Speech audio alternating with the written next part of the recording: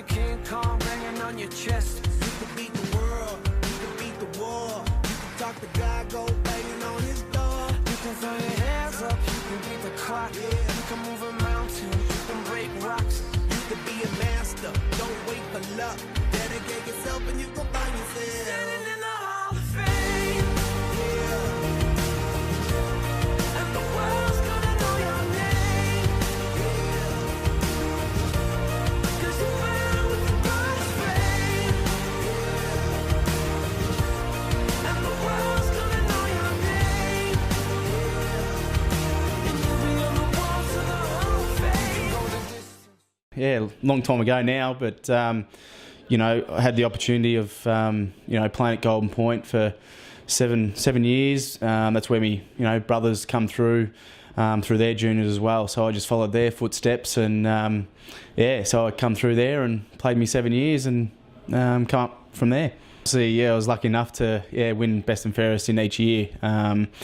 But you know, obviously it was one of those that you don't win best and fairest by yourself. It's the blokes around you, and make you look good, and obviously get you involved. So obviously I was very lucky to win the 7 best and fairests, and it's obviously a great achievement back then, and obviously I had a great junior career, and obviously it's for all the players around me. I could definitely thank them.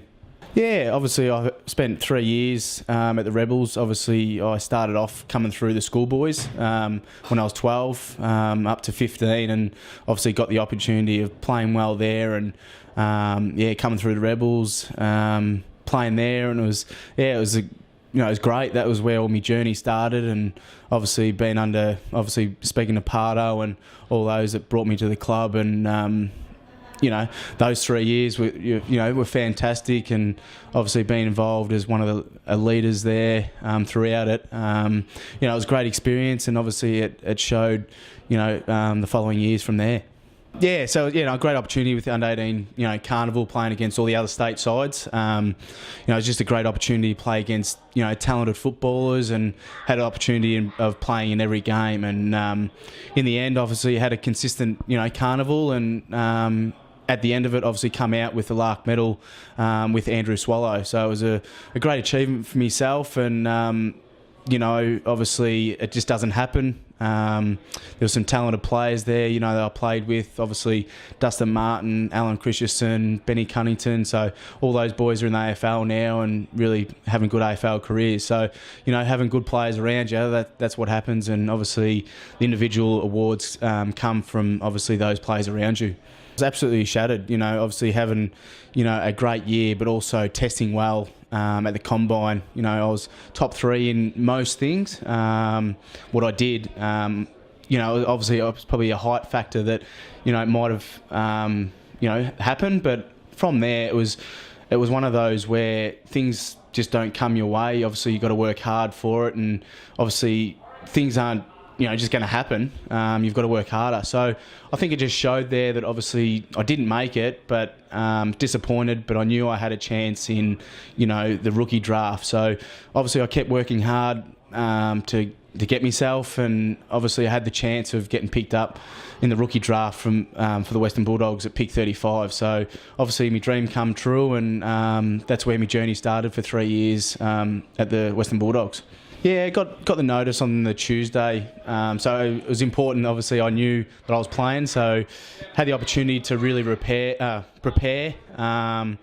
But obviously, leading up to the debut, obviously I was training to play in Darwin in round 16, and obviously I was playing some consistent footy, and I played the week before I went to Darwin, or leading up to Darwin. I played not a good game, and it sort of obviously that broke the opportunities of debuting then. So it's important that I was working hard to get a game, and obviously my debut sort of showed obviously in the semi-final. So it was I still look back to that day and look back on it, and it's a memory that I'll cherish forever, and getting the opportunity to be the 33rd player to do it in history in 25 years since Paul Spargo.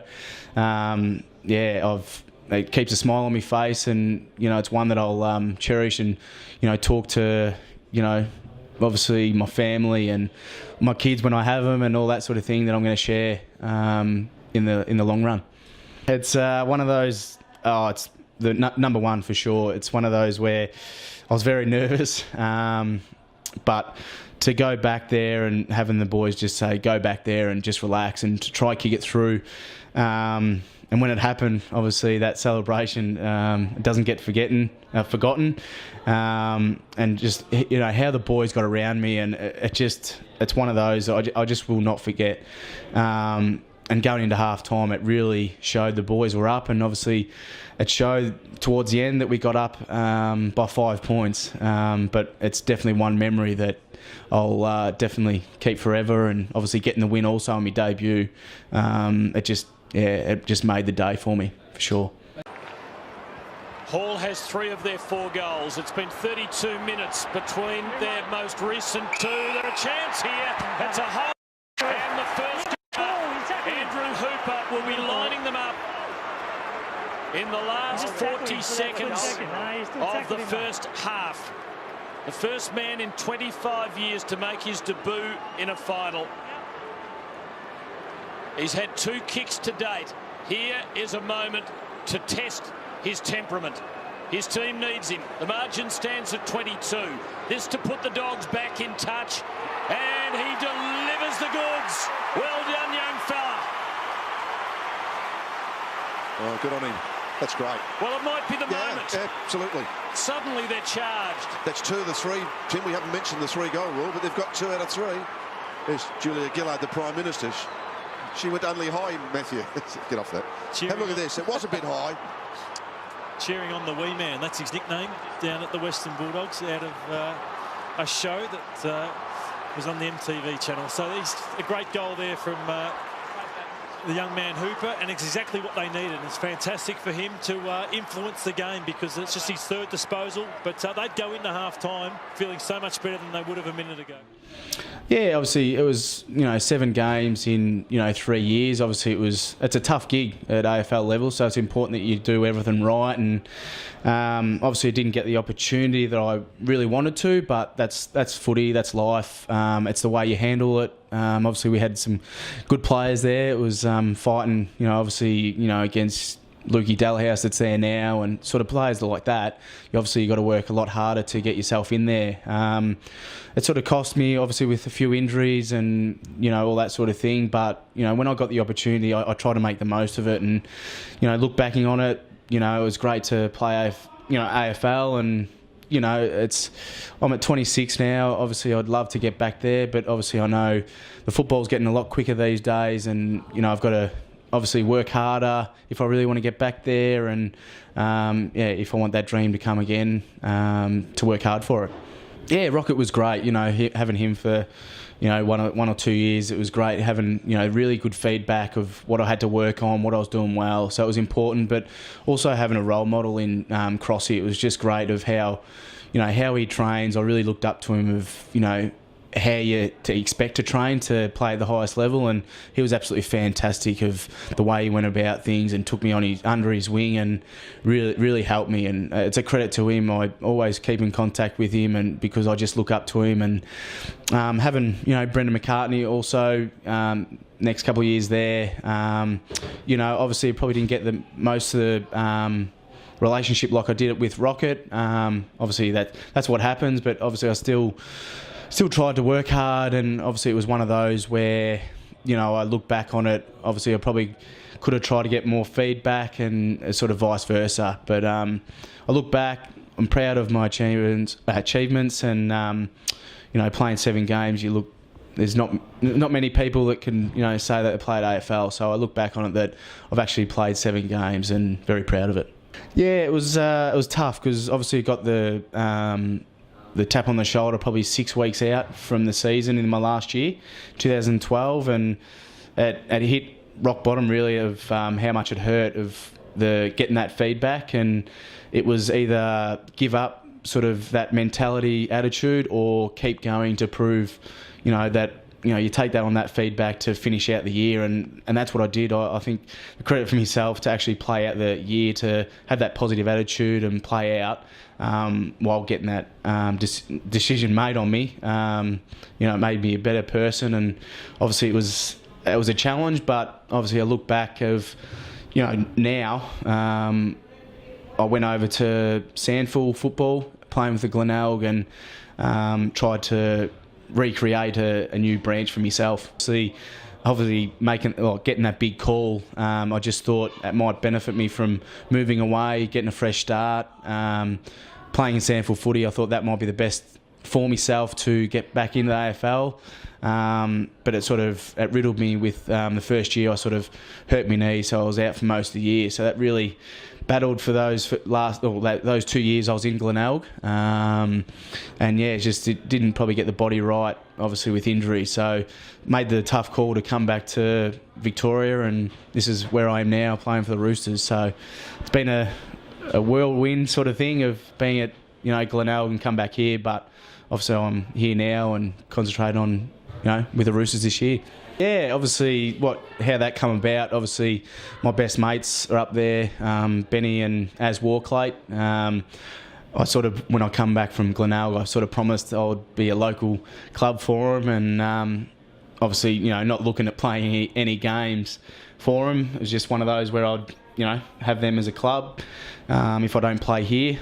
And obviously, last year it was one of those years. It was tough, probably having those 10 or 11 injuries and only playing 6 or 7 games for the Roosters. So it was important that I sort of went back to playing local footy, and obviously, qualified for Charlton, and obviously the success we had to win a premiership in that year. So it was great to share that moment with the boys. And obviously they're like a second family with their mum and dad up there with the pub, so they're like a second family going back home as well. So it's great to go back there and see everyone back there as well, and make me feel at home. Yeah, it's very important that obviously we have a VFL club next year. It's obviously you got the Rebels boys coming through. If you don't have a VFL club, they've got to look elsewhere to try and succeed to get to an AFL club or get drafted when I come through. So obviously I was very lucky with the joint. Obviously it was success time, and that's what we sort of need of those players looking to play AFL. It's important that there is a club that's going to go ahead. Obviously it's probably not a year that we sort of wanted of obviously what's happened. You try and block that out as players and try and encourage the Rebels boys to come up next year. But obviously we've been told it's going to go ahead, but you never know. Things might go pear-shaped, and obviously that's where the boys have got to look elsewhere. But hopefully it goes ahead for the younger boys, but also for ourselves going into the future. Yeah, obviously, I want to play at the highest level. It's, I'm still enjoying my football, obviously with the side effects of what's happened, but obviously being around good mates here and all that sort of thing with Georgie, and obviously had O around. Obviously he's retired. I still play at the highest level, but I'll sit down with the coaches at the end of the year and obviously try and check it, see if they still want me here, and we'll go from there.